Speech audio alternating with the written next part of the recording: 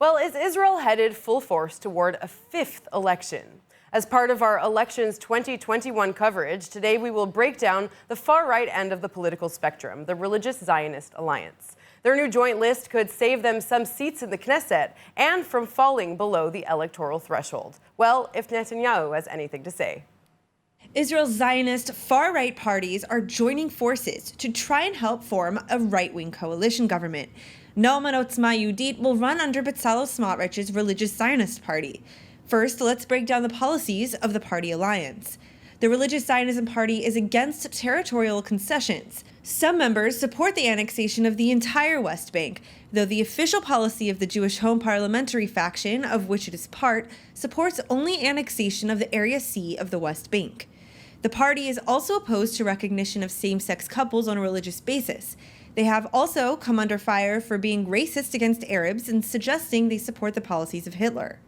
In 2019, far-right MK Bezalel Smotrich took over party leadership, which was called Tkuma at the time, and decided to run in the elections with the Yamina party. Prior to the 2021 election, he renamed the party the Religious Zionism Party and announced it would run on its own and focus on uniting religious Zionism, and chiefly to be the ideological right-wing voice in the Knesset. But a day before final electoral slates were due to be presented, the far-right Religious Zionism and Otzma Yehudit parties announced that they had signed a merger agreement and were intending to run together in the upcoming election. The alliance also including the anti-LGBT Noam party. The merger, agreed upon by Religious Zionism Party leaders Smotrich and Otzma Yehudit chair Ben Gvir, was reportedly brokered by Prime Minister Benjamin Netanyahu himself in an effort to prevent either or both of the satellite parties from failing to pass the electoral threshold and wasting right-wing votes. But when Ben Gvir and Smotrich joined forces, they said it was only a technical block and that they would split up after the March 23 election. The Prime Minister likely needs their seats for a majority coalition if Likud wins the election. If the parties pass the 3.25% Knesset threshold, the Prime Minister's Likud would likely make an alliance with them in order to secure a majority coalition, again creating a right-wing government.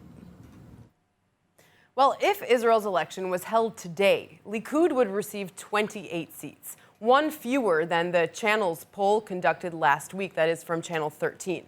And the Religious Zionism Party would secure 6 seats, gaining 1 seat at the Likud's expense.